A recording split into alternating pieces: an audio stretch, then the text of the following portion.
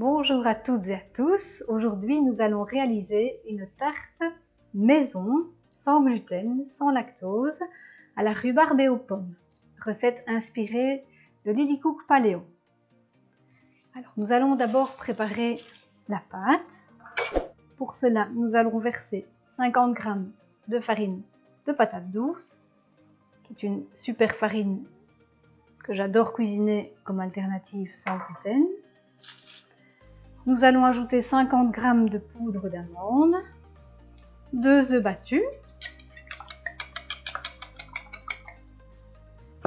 et 2 cuillères à soupe d'huile d'olive. Ensuite, mélangez tous les ingrédients.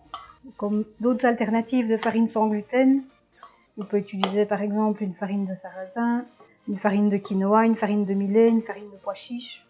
Moi, je l'aime bien avec la farine de patates douces.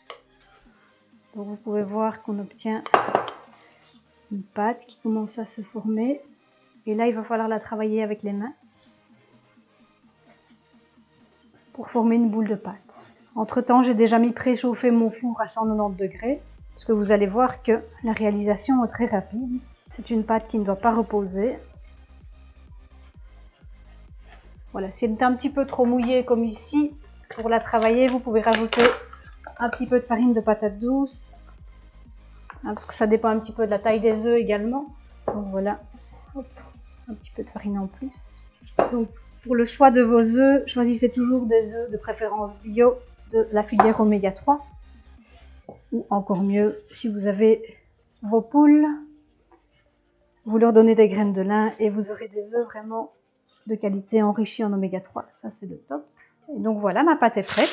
Je la dépose sur une feuille de papier sulfurisé pour pouvoir l'étaler en fait. C'est beaucoup plus mouillé qu'une pâte à tarte classique, je veux dire.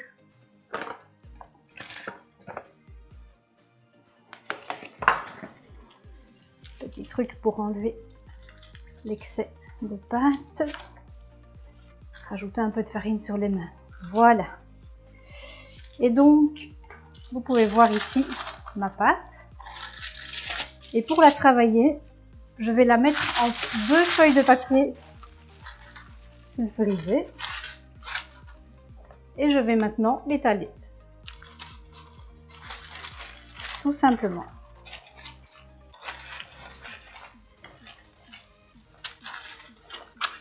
Pour faire une belle pâte bien ronde, assez fine. Pour remplir le rond de mon moule de ma pâte à tarte. Entre temps, j'ai déjà préparé une petite compote de pommes rhubarbe. Ça, je l'ai faite un peu à l'avance. Et j'ai déjà coupé ma rhubarbe et ma pomme pour la décoration. Voilà, encore un petit peu que ce soit bien fine. On y est presque. Voilà, et je pense que cette fois-ci, ce sera bon. Voilà. Délicatement, je retire la feuille du dessus. Et vous pouvez voir mon beau rond de pâte à tarte. Alors, tout simplement, je le dépose dans mon moule à tarte. Ça évite que la pâte ne colle au moule. Et en plus, on évite de salir le moule. Voilà. Comme ceci.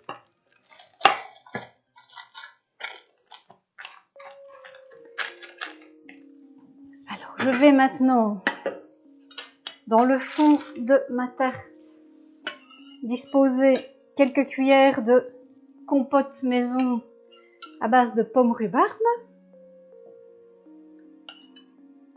Je l'ai un tout petit peu sucré quand même au sucre de coco, qui est un sucre très intéressant parce qu'il a un index glycémique assez bas.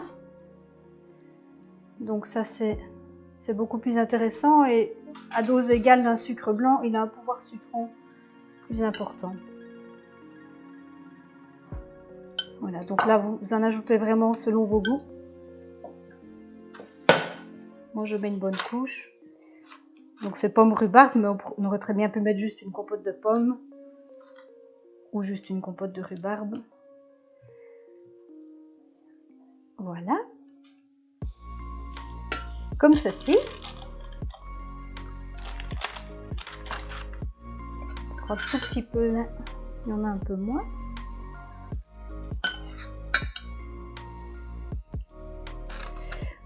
Voici. Et alors, tout simplement, donc j'avais déjà prédécoupé mes pommes et mes petits dés de rhubarbe et je vais décorer un petit peu à ma façon avec les pommes et la rhubarbe. Alors ça, vous faites vraiment comme vous voulez. Moi, c'est un peu comme ça vient, un peu selon l'intuition du moment. Voilà. Et les petites pommes ici que je vais disposer au milieu de ma rhubarbe. Voilà, donc les pommes, pour éviter qu'elles ne brunissent trop vite, vous pouvez mettre un petit peu de jus de citron évidemment, pour éviter qu'elles ne s'oxydent. Voilà, et on a quelque chose de joli, comme ceci, et qui sent déjà très bon. Voilà ce que ça donne. Alors, il reste quand même juste une petite chose à faire. La rhubarbe, c'est quand même un peu sûr. Donc, on va ajouter un petit peu de sucre de coco par au-dessus. Voilà, moi, je mets une cuillère à soupe. Surtout sur la rhubarbe, les pommes, c'est un peu moins... Voilà, un petit peu moins important. Et alors, on pourrait aussi ajouter un peu de cannelle sur les pommes. L'avantage également de la cannelle, c'est que la cannelle a des vertus hypoglycémiantes. Donc, chaque fois que vous ajoutez de la cannelle sur des aliments sucrés, vous diminuez l'impact sur la glycémie. Toujours choisir la cannelle de Ceylan, elle est de meilleure qualité et elle est meilleure que la cannelle de cassia qui elle est un petit peu moins bonne pour le foie. Donc voilà, je vais ajouter la cannelle sur les pommes.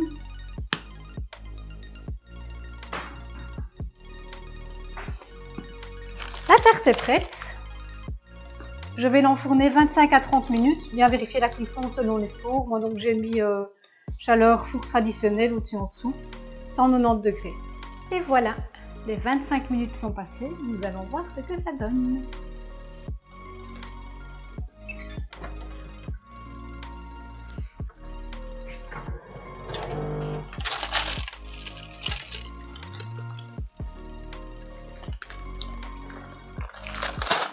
Une magnifique tarte qui sent délicieusement bon. Et si je peux vous montrer, qui a l'air délicieuse. Et bon appétit!